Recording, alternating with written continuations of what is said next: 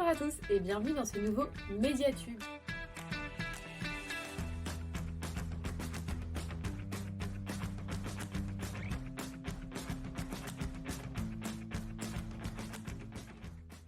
Bonjour à tous! Aujourd'hui, je vous emmène découvrir les fastes de la cour d'Henri VIII d'Angleterre avec le roman Catherine d'Aragon, le premier tome de la saga Les Reines Maudites par Alison Weir. C'est parti!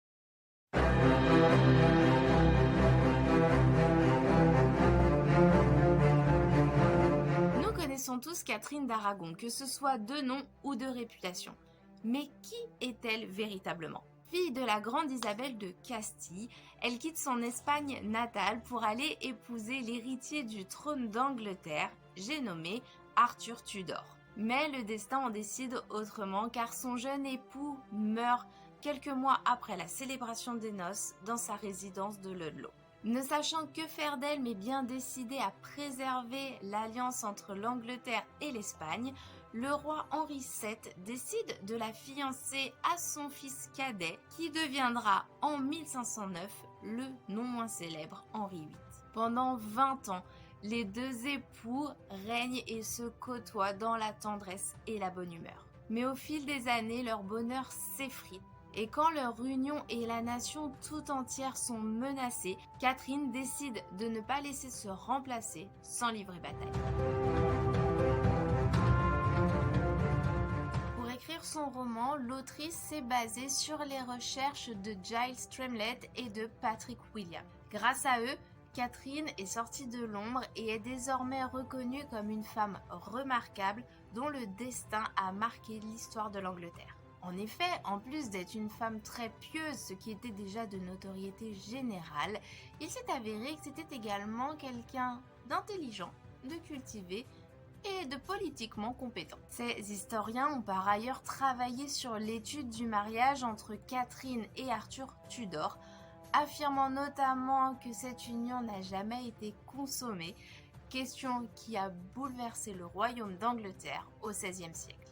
La richesse de ce livre se trouve dans le respect des faits historiques alliés à un soupçon de fiction pour qu'il se lise comme un roman. L'autrice ayant pris le parti d'écrire du point de vue de Catherine, nous sommes plongés dans l'intimité du couple.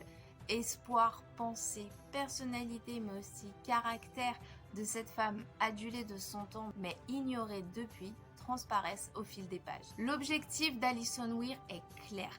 Elle tente de réhabiliter Catherine au sein de l'histoire. Jusqu'à sa mort, elle soutiendra d'ailleurs n'avoir été l'épouse que d'un seul homme et de toujours avoir aimé Henri comme au premier jour. Car oui, si vous l'ignoriez, la douce Catherine a connu de grandes souffrances à la fin de sa vie. Faute de lui donner un héritier mâle, Henri décide de se séparer d'elle, argumentant avec des extraits de l'Ancien Testament que Dieu punirait l'homme qui prendrait pour femme l'épouse de son frère décédé. C'est ce qu'on a appelé la grande affaire du roi et qui a duré presque 10 ans, mettant à mal le couple, la réputation du roi, mais également le royaume tout entier.